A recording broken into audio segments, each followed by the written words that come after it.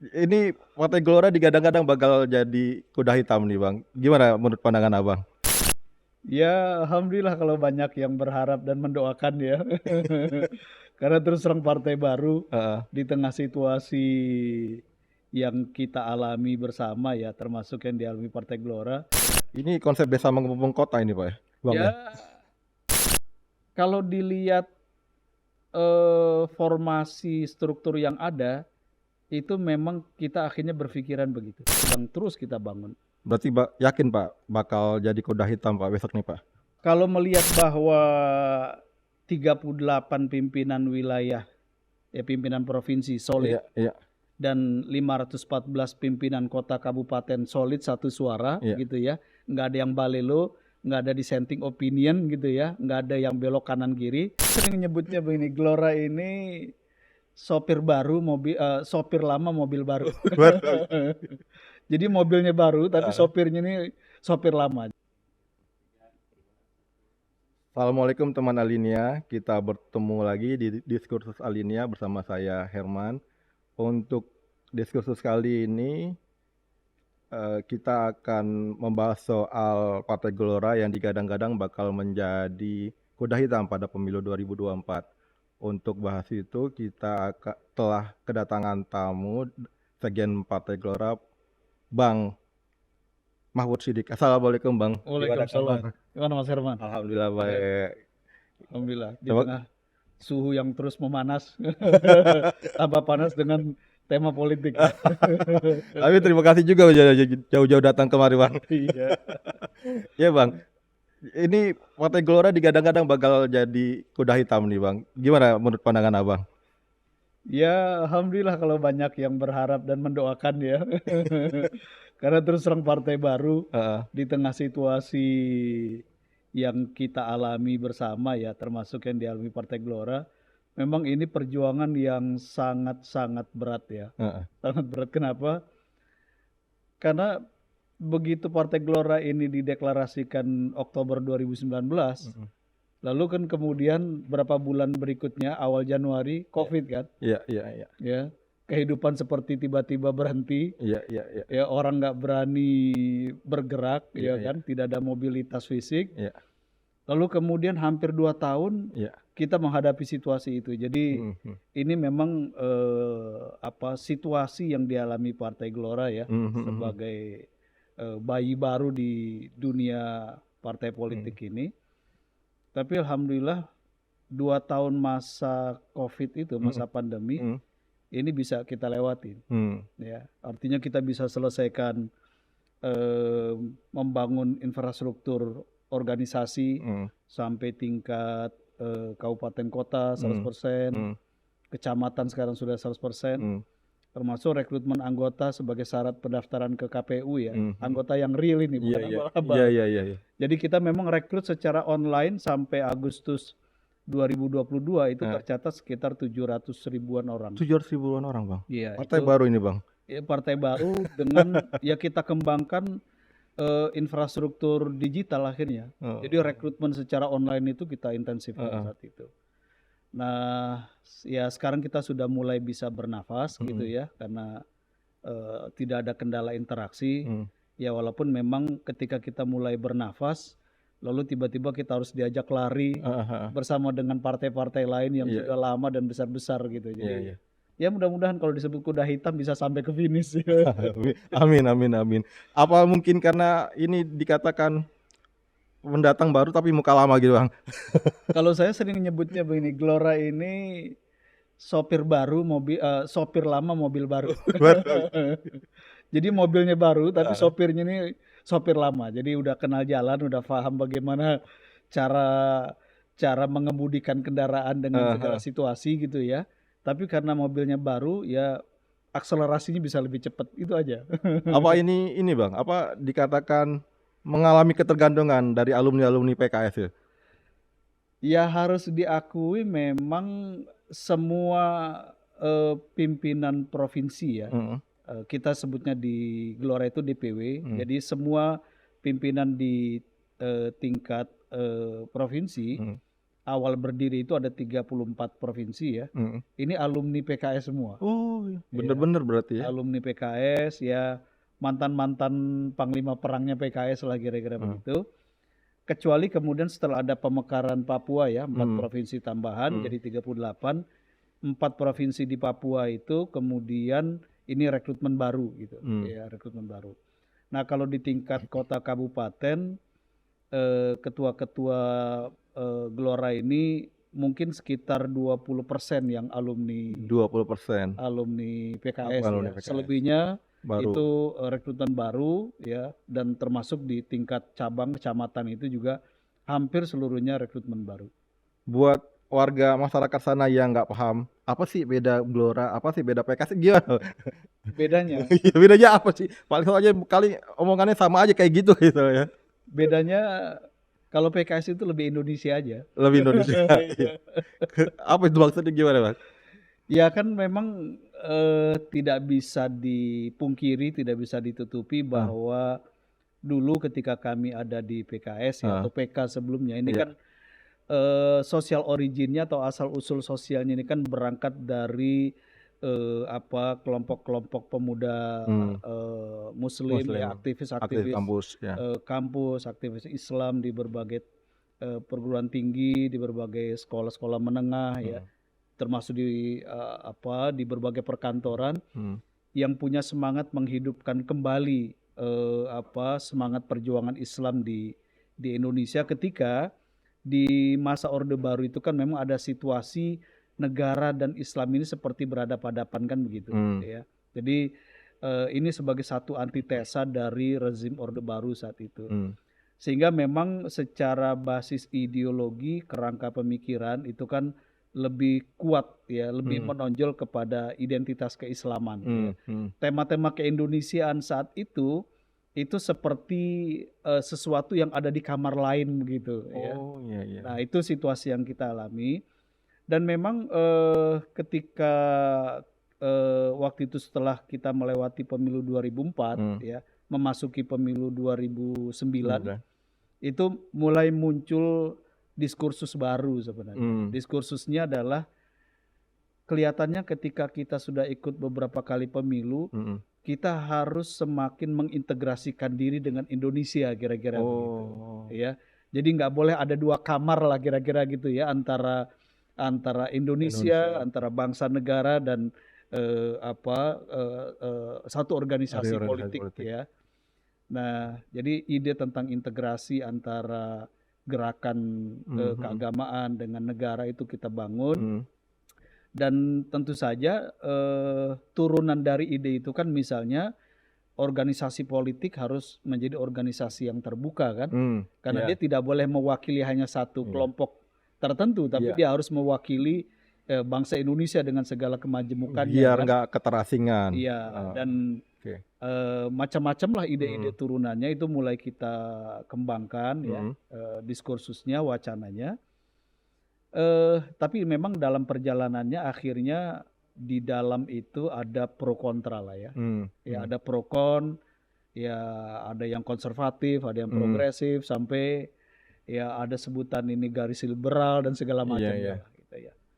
Tetapi ide ini memang menurut kami ide yang semestinya diambil oleh kekuatan-kekuatan Islam politik. Karena ini bukan hanya situasi di Indonesia, tren di negara-negara yang lain juga begitu. Ya, bahwa ada kebutuhan kekuatan Islam politik itu harus semakin mengintegrasikan dirinya dengan negara, ya, dengan segala situasi kemajemukannya.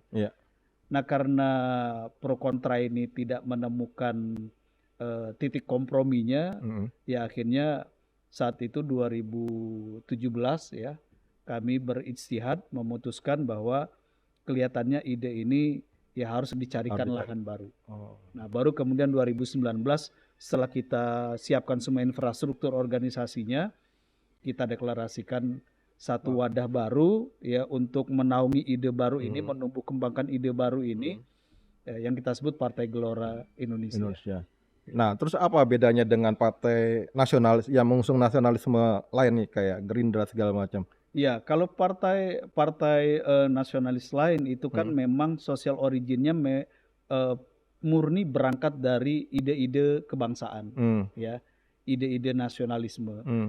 Tetapi Gelora ini dia memang tidak bisa dipisahkan dari latar sosialnya dari kelompok-kelompok Islam gitu Hmm. ya, termasuk Islam politik, tetapi dari mereka yang dengan kesadaran ingin melakukan moderasi pemikiran politiknya, Moderasi, oke. moderasi arah perjuangan politiknya, Politiknya. sehingga kita semakin berintegrasi, semakin terintegrasi dengan konsep-konsep kebangsaan dan kenegaraan. Kira-kira begitu. Terus gimana Pak? Kira-kira seperti apa Pak kesiapan Gelora untuk menghadapi pemilu 2004 ini? Ya, partai baru. Partai baru, muka lama. 2 tahun kita habiskan di tengah pandemi COVID, Iya. dan sekarang ekonomi juga belum baik-baik saja gitu kan ya. Ini memang tantangan tersendiri. Tantangan yang ketiga yang kami hadapi adalah bahwa ketika 2019 Pileg dan Pilpres itu berbarengan, Iya, kan akhirnya pikiran masyarakat, perhatian masyarakat kan lebih dominan ke Pilpres. ke Pilpres kan. Betul. Masyarakat tuh nggak peduli isu tentang caleg Caleg A, ya, caleg iya. B gitu. Tapi yang mereka tanya, yang mereka peduli adalah capresnya siapa, Capresnya siapa? gitu Betul. kan. Jadi, dan ini yang kita alami ketika sosialisasi gitu ya. Kita kenalkan Gelora ya, kita kenalkan calegnya. Ujung-ujungnya yang ditanya masyarakat tahu. Jadi capresnya siapa gitu. Nah, ini memang tantangan bagi saya kira bukan hanya partai baru ya. Ini tantangan bagi semua partai yang tidak punya capres dari partainya. Gitu. Ya memang kita berharap ya nanti ada efek ekor jas. Tapi pengalaman yang lalu kan menunjukkan ya yang dapat efek ekor jas ya partai yang memang punya capresnya. Bahkan yang punya cawapres juga belum tentu bisa dapat efek ekor jasnya kan. Nah, ini 3 tantangan yang memang kita hadapi, tapi kami memang sudah menegaskan bahwa ketika di Pilpres memang kita harus terlibat, ya, tetapi tetap bahwa kita tidak boleh abai dengan agenda pilegnya. Istilahnya jangan sampai kita sukses ikut memperjuangkan kemenangan capresnya, ya, tapi partainya gagal, ya nggak lolos parliamentary threshold misalnya. Nah, itu sehingga kami punya 2 target memang, lolos parliamentary threshold karena partai baru, dan yang kedua ya capresnya bisa menang. Targetnya berapa Pak electoral threshold-nya? Ya, kalau 4% untuk kursi pusat kan sekitar 25 kursi ya. Yeah. Tapi agar aman karena harus ada bantalannya kan, ya kira-kira target kami minimal 30 kursi. Tapi kalau dari data KPU itu Partai Gelora calegnya baru 83% dari kuota itu Bang. Itu gimana Bang pandangan Bang? Memang dari awal kami ini mengambil satu kebijakan dalam rekrutmen caleg, yaitu kita melakukan rekrutmen untuk formasi minimalis. Formasi minimalis. Nah, formasi minimalis ini kami lakukan untuk mempercepat proses rekrutmen caleg ya. Karena partai baru ini terus terang nggak mudah juga meyakinkan orang untuk jadi calegnya kan. Ya, mereka akan bilang, oh, itu partai yang lama banyak kok nawari saya, kenapa harus partai baru, kira-kira begitu. Jadi memang kita secara selektif melakukan rekrutmen caleg gitu ya, dalam jumlah minimal 3 ya sampai 5 orang gitu ya di setiap dapil. Tetapi yang kami asumsikan dia bisa kerja sehingga nanti menghasilkan minimal 1 kursi di setiap dapil begitu. Nah, selain memang terus terang ketika di 2024 ini pemilunya sejak awal pendaftaran parpol, pendaftaran caleg menggunakan silon ya. Jadi ada sebelumnya sipol, sekarang silon. Itu secara administratif memang jadi agak merepotkan gitu ya, terlalu detail gitu. Kalau dulu salah tulis nama kan kadang manual, orang tinggal cocokin kan, oh ini salah tulis nama, KTP-nya bener kok gitu ya. Itu dengan gampang diselesaikan. Kalau sekarang karena computerized gitu kan, salah tulis nama itu bisa hilang di DCS. Oh gitu ya. Ini ada satu kasus misalnya, caleg DPR Gelora ini di satu dapil di Jawa Tengah itu hilang dari DCS. Karena di KTP-nya ada gelar sarjana S1-nya ya, namanya Selamat SH gitu ya. Tapi di silonnya kita tulis selamat saja gitu ya, karena kita hanya mengajukan ijazah SMA-nya sebagai syarat minimal. Tapi karena di KTP-nya masih ada SH-nya, nah oleh komputer itu dibaca tidak sesuai. Nah, sehingga kemudian ini dianggap tidak memenuhi syarat. Nah, hal-hal yang sangat teknis semacam ini itu kadang merepotkan. Ya, jadi memang dari awal ya sudahlah kita ambil kebijakan minimalis, tapi memang formasi pemenangannya bisa terpenuhi. Itu nggak kontradiktif Bang, karena kan dari partai-partai lain itu sangat-sangat ingin memaksimalkan itu apa namanya daftar caleg ya. Iya. Tapi di sisi lain Partai Gelora hanya 83% dari kursi yang, karena mereka beranggapan kan caleg itu bakal menjadi utama untuk mereka apa namanya mensosialisasikan partai. Nah itu nggak khawatir Bang, maksudnya kalau diambil semua kan makin banyak orang yang. Iya betul. Jadi memang begini, karena kami ini bukan pemain baru di pemilu ya, jadi kita juga memahami situasi bahwa dari pemilu ke pemilu, ya pemilu legislatif ini maksudnya, itu dari formasi caleg di satu dapil, anggaplah misalnya di satu dapil itu ada 8 sampai 10 caleg ya misalnya. Secara real di lapangan dari pemilu ke pemilu yang betul-betul bekerja itu maksimal 50 sampai 60% saja. 50 sampai 60%. Ya. Okay. Selebihnya itu ya aksesoris saja sebenarnya. Namanya ada dipasang gitu ya. Tapi sebenarnya dia tidak bekerja secara efektif. Nah, itu yang pertama. Yang kedua, seringkali kita temukan di lapangan ketika sistem pemilu ini suara terbanyak, semakin banyak caleg di satu dapil, itu justru gesekan antar caleg dalam satu partai itu makin tinggi. Jadi akhirnya partai itu justru lebih sibuk mengelola konflik internal ketimbang kompetisi antar partai gitu kan. Nah ini yang membuat akhirnya konflik penghitungan suara di dalam internal partai tinggi, lalu kemudian cost atau biaya politik caleg itu jadi tinggi karena ya tadi konfliknya dua lapangan, konflik sesama caleg dalam satu partai, lalu konflik antar caleg dengan partai lain gitu. Nah yang kedua kami juga mempelajari bahwa ternyata partai yang struktur organisasinya solid itu justru dia bisa memberi kontribusi suara sampai 40 bahkan 60%. 40 sampai 60%. Ya, saya ambil contoh misalnya PDIP ya. PDIP ini adalah partai yang secara organisasi sekarang paling solid. Dan ternyata kontribusi suaranya itu sampai 50 sampai 60% dari struktur ya. Artinya apa? Caleg itu sebanyak apapun jumlah calegnya itu totalnya secara kumulatif kontribusinya kira-kira 40 sampai 50%. Nah, ini yang kami jadikan pegangan dari awal, yaitu sejak awal berdiri selama 2 tahun kita lengkapi struktur ya. Gelora ini bukan hanya di tingkat kota kabupaten, tapi sudah 100% kecamatan, dan sekarang kami sedang menyelesaikan pembentukan struktur di tingkat desa dan kelurahan gitu. Sekarang jumlahnya sudah hampir 40% dari seluruh desa kelurahan di Indonesia. Nah, karena kalau struktur ini kuat, nah asumsinya adalah struktur ini nanti akan ikut menyumbang suara gitu ya, lebih besar, dan formasi caleg yang minimalis itu justru bisa memberikan kontribusi tambahan tanpa disibukkan oleh konflik internal antar caleg. Kan semakin sedikit orang, manajemen konfliknya lebih gampang. Ya. Ini konsep desa menghubung kota ini Pak ya? Bang, ya, kalau dilihat formasi struktur yang ada, itu memang kita akhirnya berpikiran begitu. Iya. Kita main dari pinggiran gitu ya, untuk nanti merangsek ke tengah.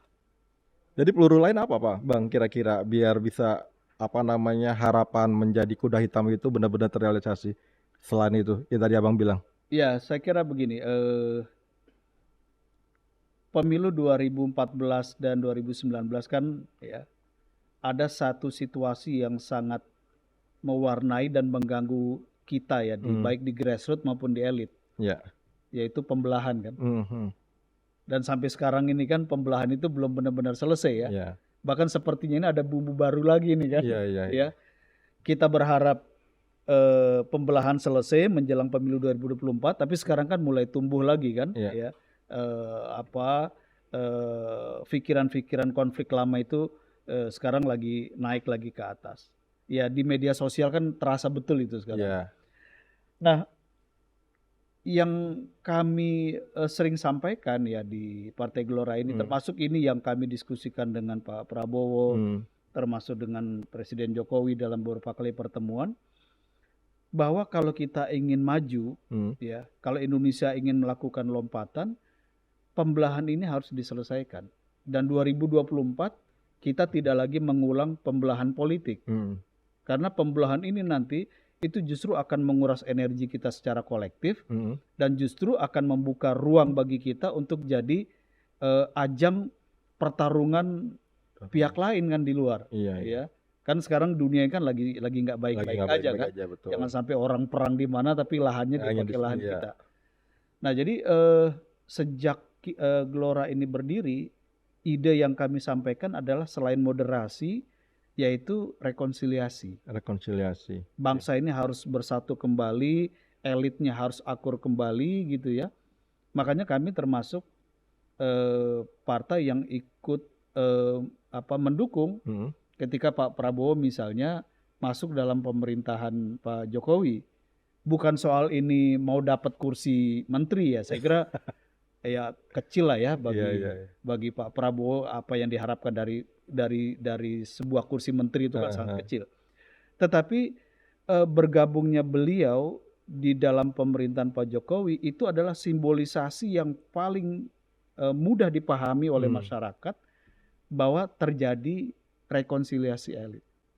Jangan-jangan dulu alumni PKS kayak Pak Anies yang mendorong, Pak ya?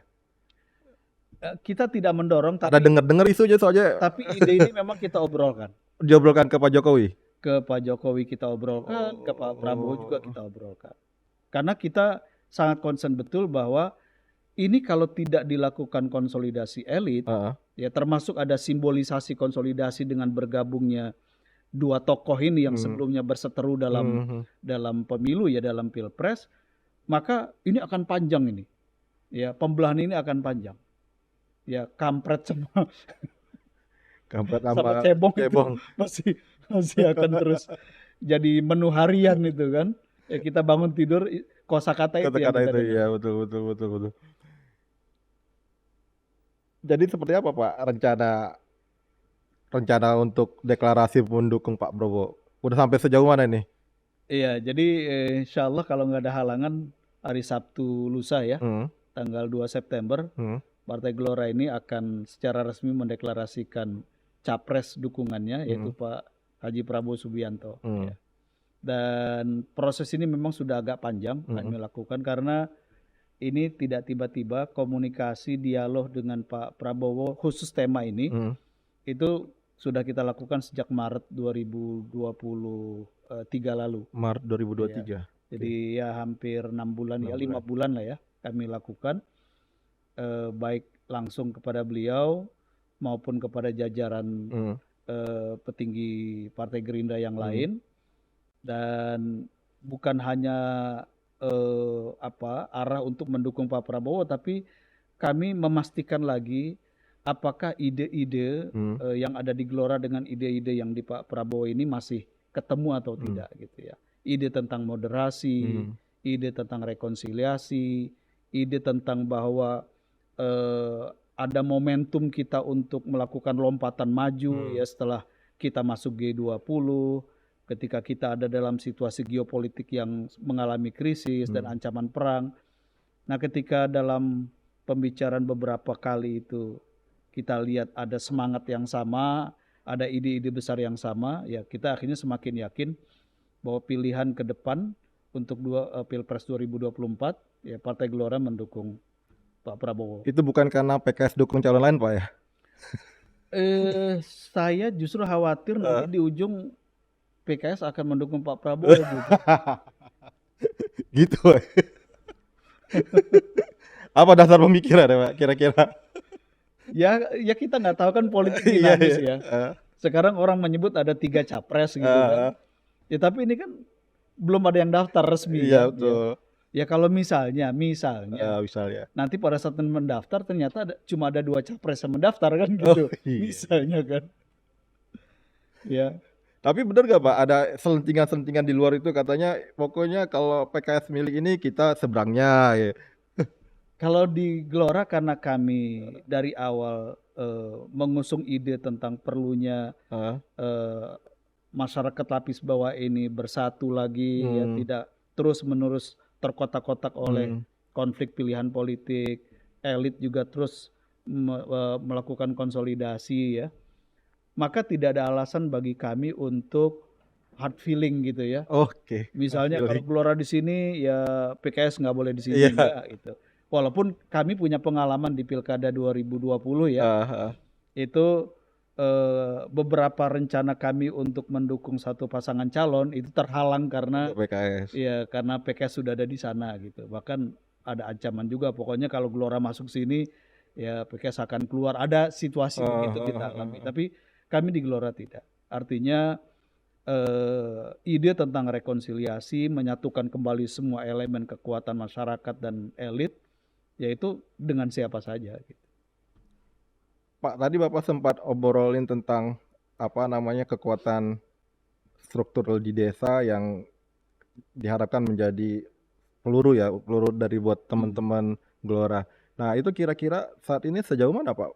Apa namanya perkembangannya? Apakah itu mereka sudah sudah seperti itu untuk ayo pilih atau hanya baru sekedar pembangunan konsepnya aja?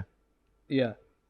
Jadi yang kami pelajari dari pemilu ya, bahwa kekuatan partai politik yang paling utama dan berpengaruh dalam penggalangan suara, dalam pemenangan di TPS itu adalah infrastruktur teritorial.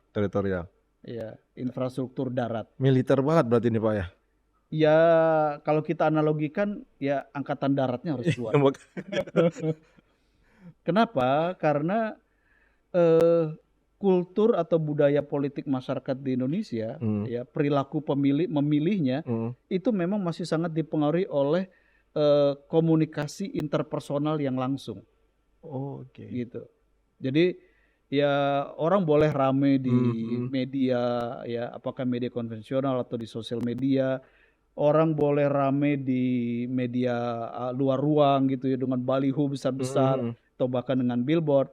Tapi kalau kekuatan infrastruktur teritorialnya lemah gitu ya, maka tidak ada yang menyambungkan ya isu di media itu dengan dengan pemilih di lapangan gitu. Sefanatik apa mereka Pak sekarang nih posisinya terhadap Partai Gelora? Kalau kami lihat di lapangan ya ternyata pemilih di Indonesia sebenarnya itu sangat cair. Sangat cair. Makanya kalau kita lihat di berbagai survei, kan party ID di Indonesia itu kan relatif kecil. Iya. Ya. Jadi paling tinggi party ID di Indonesia itu sekitar 40-an persen. Ya, itu partai lama bahkan ya. Nah, karena party ID kecil dan perilaku politik masyarakat itu cair, sebenarnya siapapun, partai manapun itu punya kesempatan yang sama untuk mengubah pilihan atau untuk bisa mendapatkan suara dari pemilih. Nah, tinggal masalahnya adalah seberapa kuat satu partai itu bisa punya sambungan kontak langsung dengan masyarakat di bawah. Nah, itu yang saya katakan tadi istilahnya infrastruktur teritorial. Itu yang lagi dibangun sama teman-teman Gelora. Nah, itulah concern kami di Gelora. Makanya ketika 2 tahun kita pandemi, ya sudahlah kita nggak usah rame di media, tapi kita betul-betul kerja senyap gitu ya, membangun infrastruktur partai sampai tingkat kecamatan. Alhamdulillah itu selesai. Kecamatan sekarang ada 7.000, hampir 7.800 kecamatan ya. Berapa provinsi itu Pak? Di berapa provinsi? Di 38 provinsi. Udah di 38 provinsi. Iya. Dan sekarang kita sedang terus melengkapi infrastruktur di tingkat kelurahan dan desa. Kenapa kelurahan dan desa? Karena suara itu kan nanti adanya di TPS. Iya betul. Iya kan? Dan ketika suara itu ada di TPS, koordinasi TPS itu ada di tingkat desa dan kelurahan kan. Jadi kalau satu partai dia punya infrastruktur teritorial sampai desa dan kelurahan, itu memudahkan dia untuk koordinasi di TPS kan. Ini Pak, konsepnya kok kayak konsep kiri Pak ya? Ya, ya bisa konsep militer, bisa konsep ya. Tapi saya kira ya memang landscape politik di Indonesia dan kemudian budaya politik di Indonesia serta perilaku pemilih di Indonesia itu mengharuskan partai untuk seperti itu. Gitu. Jadi makanya kami tidak terlalu khawatir juga ketika kami punya keterbatasan pendanaan misalnya untuk campaign di media gitu ya. Walaupun itu tetap penting dan kami upayakan, tetapi sepanjang infrastruktur teritorialnya kita lengkapi, sebenarnya 50% modal kekuatan itu sudah ada di tangan. Sudah ada di tangan. Saya yakin itu untuk tahun 2024, teman-teman Gelora. Ya harus yakin ya, karena keyakinan itulah yang membawa kita untuk bisa kerja maksimal ya. Soal nanti hasil bagaimana itu udah ada di catatan di langit nanti. Langit ya. lagi ada. Tinggal kita kerja kita kejar dengan doa aja. Iya. Amin. Pak, kembali ke rencana deklarasi Prabowo.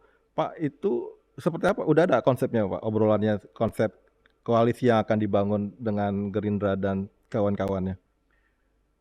Iya, jadi kalau kesepakatan yang lebih teknis ya, sampai bagaimana pola kerja bersama itu belum.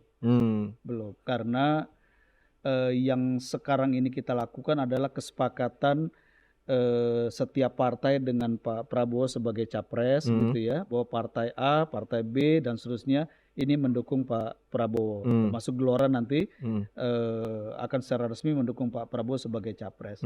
Tapi nanti bagaimana kesepakatan teknisnya ya, termasuk kerja-kerja pemenangan bersamanya itu memang belum kita bicarakan karena masih ada satu tahapan yang harus dilewati. Apa tuh Pak?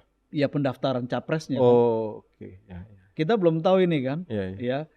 Ya apakah nanti tiga-tiganya akan daftar atau tidak kan kita belum tahu. Iya, betul. Lalu apakah capres yang mendaftar itu dengan formasi koalisi yang sudah ada sekarang atau akan bertambah atau berkurang, kita juga belum tahu. Ini masih sangat dinamis ya. Kalau kata meminjam istilah Pak Presiden Jokowi, ini partai-partai ini masih ngalor ngidul gitu ya. Masih maju kanan kiri depan belakang, masih komunikasi sana sini, jadi belum ada yang pasti. Dan ya politik di Indonesia ini kan kita tahu ya, tingkat ketidakpastiannya itu tinggi gitu. Pak ya. Pak Pak Anies Mata dalam podcastnya bilang ada 4 alasan kenapa milih Pak Prabowo. Salah satunya adalah kepentingan Partai Gelora. Apa Pak kepentingan itu Pak? Ya, saya kira begini, narasi atau ide yang dari awal kita angkat di Partai Gelora ya, dan ini yang sering berulang-ulang disampaikan oleh Pak Anies Mata sebagai ketum dan Pak Fahri sebagai waketum, bahwa Indonesia sekarang ini di tengah perubahan tatanan global, bahkan di tengah krisis global, kita harus mengambil momentum ini untuk melakukan lompatan maju ke depan.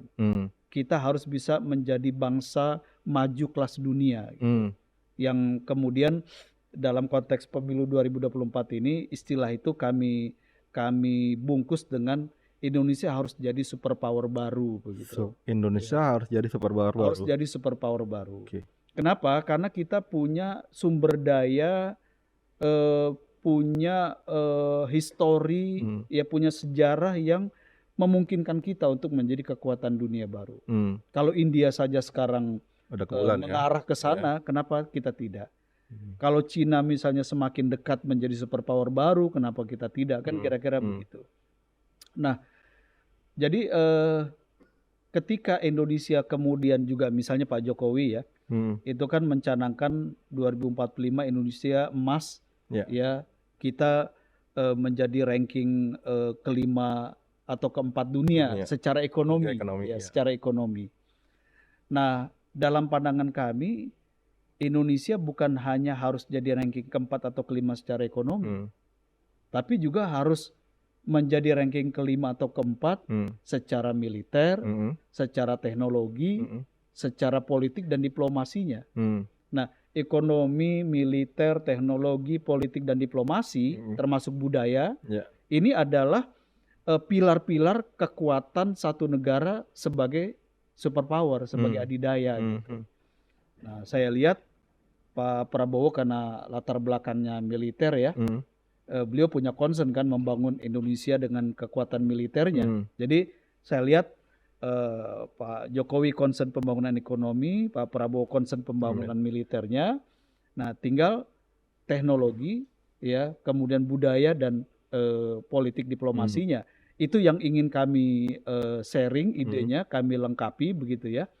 Sehingga kami melihat dari tokoh-tokoh yang ada yang ingin maju sebagai capres, kami melihat titik temu itu dan kesamaan visi lebih banyak kami dapatkan di Pak Prabowo. Nah, itu yang kami anggap sebagai nilai tambah bukan hanya untuk Pak Prabowo tapi juga untuk Gelora. Iya, tapi saya belum paham Pak, maksudnya kepentingan Partai Gelora itu apakah ini untuk kemajuan Partai Geloranya juga atau ada efek jas itu atau apa kira-kira? Atau ada gimana kira-kira manfaatnya? Atau Partai Gelora akan makin berkembang gara-gara memilih Pak Prabowo? Kira-kira begini, keuntungan bagi Partai Gelora dengan mendukung Pak Prabowo, yang pertama secara ide kami lebih mudah mengkomunikasikan ide-ide Gelora dan ide-ide Pak Prabowo ke masyarakat pemilih. Kenapa? Karena kesamaannya itu banyak, gitu ya. Kesamaannya itu banyak satu. Yang kedua, ya Pak Prabowo ini kan dikenal sebagai tokoh tengah ya. Ya. Benar. Tapi di 2014 yang lalu, beliau kan juga tokoh tengah yang diterima di pemilih kanan. Ya betul. Ya bahkan kan ya kanan banget dah itu. 2014 itu kan sepertinya tokoh umat itu ya adalah Pak Prabowo kan gitu. Nah, sementara Gelora ini kan satu partai baru yang berangkat dari kanan lalu ke tengah. Gitu nggak ke kan? kiri nanti Pak ya? Ya bukan bergeser ke kiri, kita expand ke kiri boleh gitu ya, tapi expand ya. Tapi senternya tetap ada di tengah. Nah, jadi kami melihat bahwa kita dengan Pak Prabowo, Gelora dengan Gerindra itu seperti ada di ruang besar yang sama begitu. Ini yang menurut kami jadi memudahkan kami komunikasi dengan basis pemilih Muslim juga mudah, dengan pemilih kanan juga mudah gitu ya. Tapi kan Partai Gelora udah menyatakan diri sebagai partai tengah Pak. Iya betul. Tapi gimana kan kemudian untuk menarik masa kanan itu? Tadi kan yang saya katakan apa bedanya dengan Golkar, dengan Gerindra, iya kan? Kami di tengah tapi sosial originnya asal usulnya ini kami di kanan. Jadi kira-kira ginilah, waktu awal 2020 kan ada pilkada di Kota Medan, ya. Waktu itu PDIP mencalonkan Bobi Nasution ya sebagai calon wali kota. Lalu kemudian melawan mantan ketua PDIP Kota Medan yang maju dari PKS. Dari PKS. Iya kan? Betul. Nah, saat itu karena disurvei Bobi ini masih tertinggal jauh. Nah, kemudian Gelora diminta membantu Pak Bobi. Kenapa Gelora diminta Pak Bobi? Karena kami tahu bagaimana cara bekerja di kanan. Oh iya. Gitu. Dan alhamdulillah kan akhirnya pilkada di Kota Medan itu dimenangkan oleh Mas Bobi ya, gitu. Karena kelemahan di basis pemilih Muslim atau kanan itu bisa ditutup oleh kerja-kerja dari Gelora. Jadi kira-kira hal yang sama ya, situasi yang sama juga yang akan kita lakukan di 2024. Berarti bakal habis Pak partai sebelumnya dengan kehadiran Gelora ini Pak? Enggak, kan jumlah pemilih di Indonesia terus tumbuh ya. Jadi nggak akan ada yang kehabisan pasar insya Allah. Perkirakan akan ngambil pasar partai sebelah berapa persen Pak? Yang jelas Partai Gelora itu segmennya dari kanan ke tengah, gitu. Berapa persennya kebutuhan Gelora itu nggak banyak. Cuma Kita 20% kita aja. cuma butuh lolos parliamentary threshold 4%. 4%.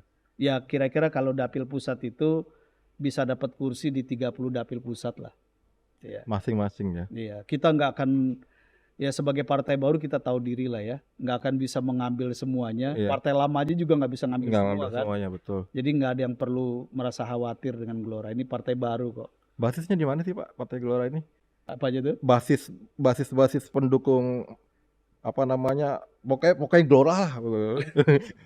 Gue Gelora banget dah. Itu di mana, daerah mana itu Pak?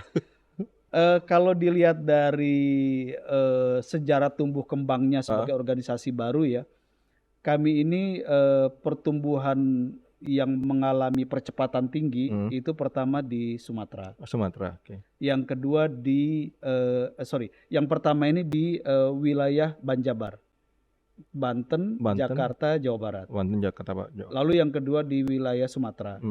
Yang ketiga di Sulawesi. Yang keempat di Kalimantan. Baru berikutnya di Jawa, Jawa Tengah, Jawa Timur, dan selebihnya setelah itu di wilayah Indonesia Timur.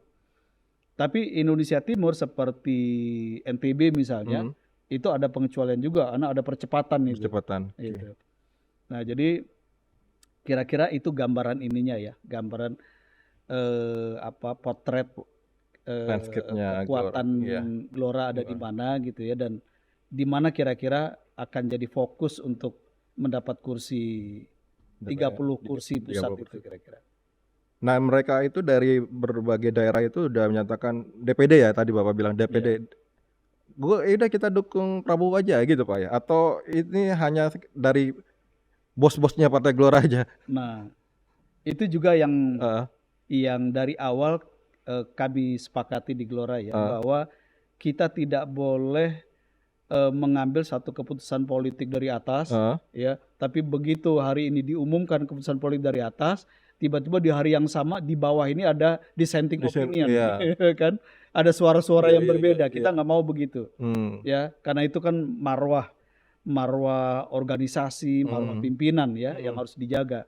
Dan kalau itu terjadi kan nanti orang bilang ternyata lu nggak solid juga kan, ya, cuma omdo doang kira-kira begitu.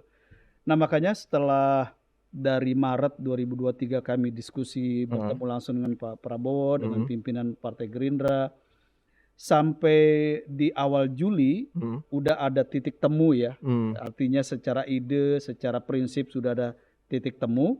Lalu Pak Anies sebagai Ketum Gelora memberikan arahan ke kami, sekarang ide ini kita coba sounding, kita coba sosialisasi ke wilayah, ke provinsi. Dan provinsi kita minta juga bicara dengan teman-teman pengurus di kota kabupaten. Kita dengar apa pandangan mereka, karena yang kami khawatirkan, karena Gelora ini tadi basisnya dari kanan ke tengah, jangan sampai nanti begitu bicara pilpres, di bawah ini ada pembelahan gitu. Betul. Ya ada yang mau ke kanan, ada yang mau ke kiri gitu. Itu yang harus kita hindari.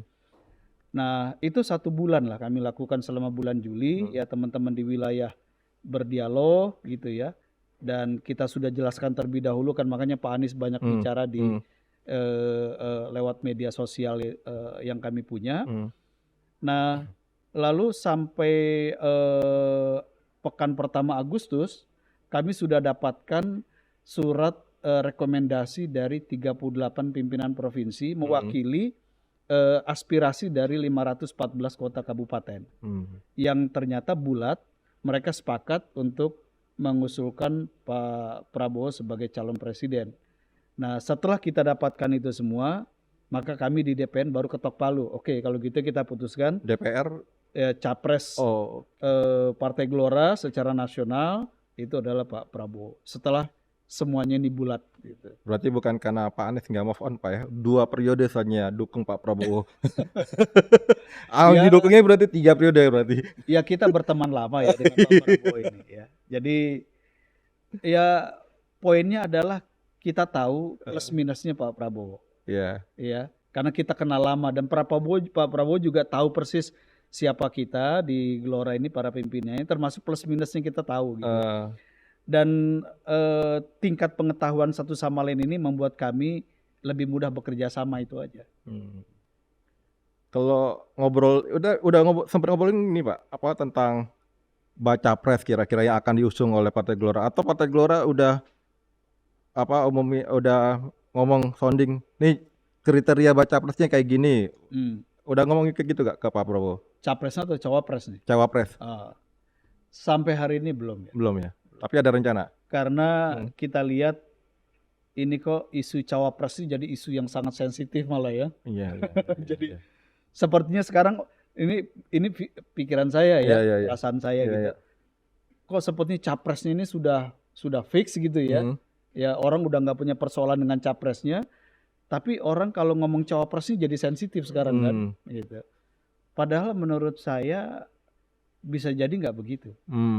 Bisa jadi justru kita masih perlu waktu untuk memastikan ini capresnya udah betul-betul fix apa enggak gitu. Iya. Ya, apakah benar nih akan jadi 3 nanti ya saat pendaftaran di bulan September, Oktober nanti ya. Iya. Ya, atau jangan-jangan cuma 2 gitu kan. Nah, ini yang menurut saya masih menjadi misteri ya. Belum ada yang bisa pastikan sehingga memang itu juga yang mempengaruhi kenapa isu cawapres itu menjadi isu yang belum masuk ke tengah gitu. Orang belum fokus membahas isu cawapres karena orang juga masih mikir-mikir ini capresnya udah fix apa belum gitu. Gelora nggak khawatir Pak dibilang tanda tangan di atas kertas kosong? Saya kira situasi yang ada sekarang situasi yang agak berbeda dibanding 2019 ya. Sekarang ini ada semacam ketidakpastian yang lebih tinggi memang. Gitu. Sehingga saya setuju kalau beberapa pengamat mengatakan kelihatannya siapa capres yang definitif dan siapa cawapres yang definitif itu baru akan terjadi di menjelang akhir pendaftaran. Termasuk kesepakatan antar partai dengan capresnya, ya seperti apa pola kerjasamanya, seperti apa kesepakatan power sharingnya misalnya, itu kelihatannya baru akan selesai juga di akhir-akhir itu gitu. Dan ini memang terus terang tidak nyaman juga buat semua partai ya.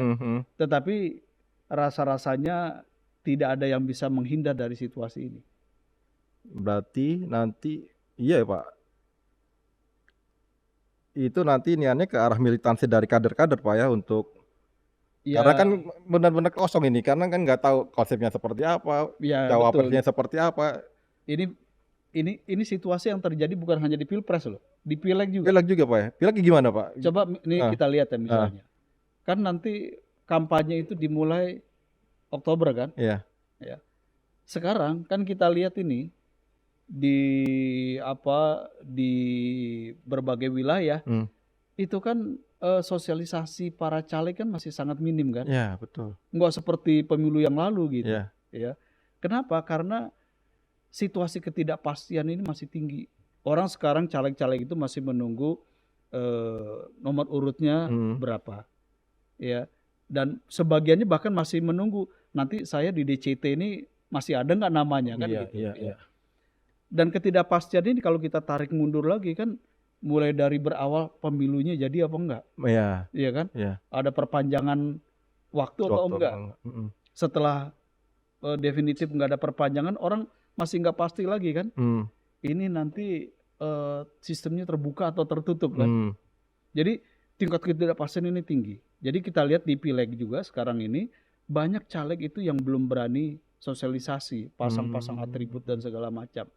Dan di Pilpres juga itu yang terjadi. Gitu. Jadi ketika nanti semua kepastian itu akan adanya di last minute gitu ya, di ujung, ya memang akhirnya militansi, soliditas partai, organisasi dan caleg itu akan jadi kunci utama. Dan militansi Partai Gelora sekarang seperti apa? Nah, ini menentukan banget kira-kira. Itu yang kami bangun, makanya Pak Anies Mata, Pak Fahri itu kan hampir setiap minggu ya selalu memproduksi konten di media sosial yang kami peruntukkan untuk jajaran kader, pengurus dan caleg gitu ya. Yang kalau kita isinya itu kan lebih pada membangun visi, membangun pemikiran dan membangun arah serta cara melakukan perjuangan politiknya gitu. Itu cara kami untuk memastikan militansi itu terbangun. Istilahnya kita partai baru, ya kita terhambat untuk bekerja maksimal dari sekarang karena semua orang lagi pada wait and see gitu ya. Tapi nanti di ujung kita harus lari sprint dan nggak boleh kalah dengan pelari-pelari lama, kira-kira gitu. Nah itu militansi yang sedang terus kita bangun. Berarti yakin Pak bakal jadi kuda hitam Pak besok nih Pak? Kalau melihat bahwa 38 pimpinan wilayah, ya pimpinan provinsi solid, dan 514 pimpinan kota kabupaten solid satu suara gitu ya, nggak ada yang balelo, nggak ada dissenting opinion gitu ya, nggak ada yang belok kanan kiri, itu indikasi yang bagus buat kami bahwa Gelora ini solid, punya militansi dan siap untuk mengamankan keputusan organisasi. Siap. Sukses Pak. Gitu. Terima kasih atas waktunya kawan-kawan Alinea. Demikian diskursus hari ini. Terima kasih pada Pak Mahfuz yang telah meluangkan waktu. Sampai jumpa di diskursus Alinea selanjutnya. Assalamualaikum warahmatullahi wabarakatuh. Waalaikumsalam warahmatullahi wabarakatuh.